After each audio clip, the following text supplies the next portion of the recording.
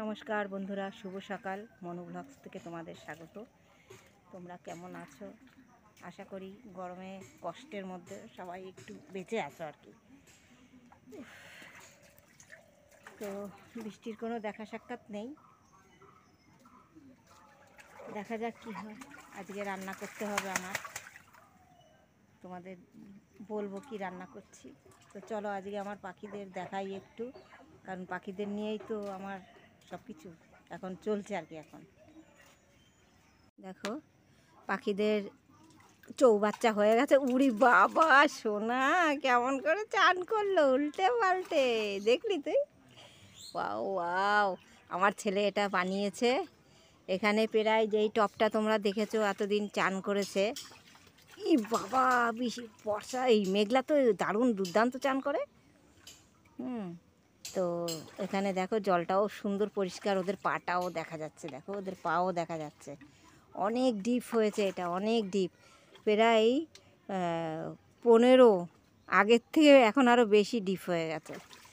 15 ও টব, ওই যেই টবটা ওরা চান করতো, দেখো উল্টিয়ে পাল্টিয়ে এইরকম করতে চাইতো জানো তো, কিন্তু টবে তো পারতো না, খুব কষ্ট হতো। তো জিনিস যখন ভাবছি পুষবো, মনটা আবার হয়ে গেল যে না এদের রাখবো। তার জন্য আবার এদের রেখেই যখন দেব, তাহলে আমার এদের সেইভাবে রাখতে হবে না। যে কোনো জিনিস পুষতে গেলে তাকে সেই পোষার মতন করে তাকে রাখতে হবে, যেন তার কোনো কষ্ট না হয়, কারণ ওরা তো একটা জীব। হ্যাঁ, তাই এত ভালো, এত ভালো কি বলবো তোমরা। আমি তো সবসময় ভিডিওটা ওদের তুলতে পারি না, করতে পারি না। আমি যেইটুকুনি পারি, দেখো ওদের চান দেখো কি ভালো লাগে। ও ওয়াও, ও সোনা রে। বৃষ্টিকে নামা, বৃষ্টির পায়ে কালকে আবার লেগেছে জানো। ওরা বারবার নেমে যাচ্ছিল, ছেলে এটা তৈরি করছে আর বারবার নেমে যাচ্ছিল, নষ্ট করে দিচ্ছিল পা দিয়ে। হ্যাঁ, পা দিয়ে নষ্ট করে দিচ্ছিল বলে আবার ছেলে সেই ইটগুলোকে দাঁড় করিয়ে করিয়ে দিয়েছে লম্বা করে। আর ওই বর্ষা আবার যখন উঠতে গেছে, ইটের ফাঁকা দিয়ে ও বার হতে গেছে, আর একটা ইট ওই বৃষ্টির পায়ে পড়েছে। এখন পাটা ব্যথা, খোঁড়া খোঁড়া হয়ে হাঁটছে জানো। কি অবস্থা, খুব কষ্ট হচ্ছে। তা দেখো ওরা এখন বাবা চান করে বাঁচবে এই গরমে। আহা আহা আহা, তোরা এখন পেয়েছিস। ওকে একটু দে না নামিয়ে, বৃষ্টিকে একটু নামিয়ে দে, আর এই বালতিটা সরিয়ে দে, বারবার ওঠে। এই ইটগুলো একটু সরিয়ে দে, স্লিপ কাটে এটা পুরো। প্যাপ ট্যাপ জল না থাকলে না, কানায় কানায়, তাহলে কিন্তু উঠতে পারবে না। এই সাইড থেকে মনে হয় পারবে না।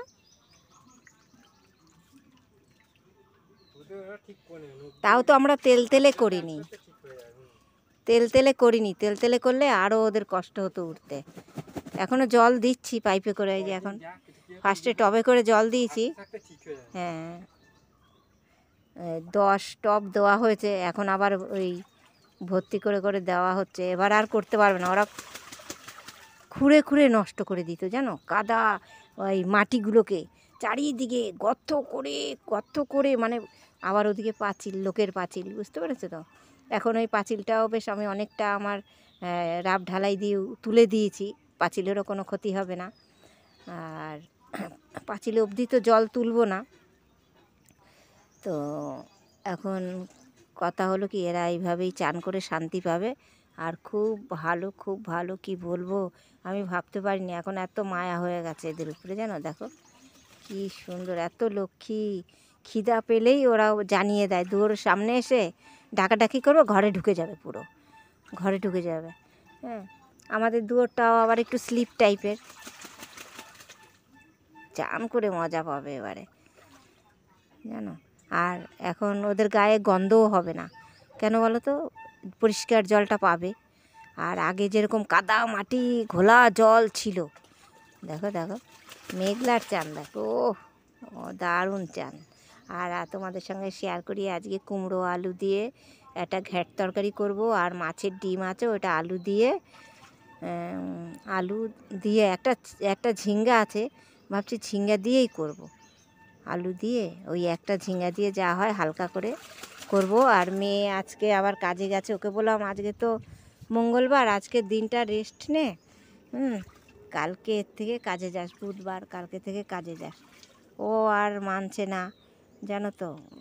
মেয়েটার অনেক শরীরটা খারাপ ছিল, প্রায় বলতে গেলে 2 সপ্তাহ ধরে বসা।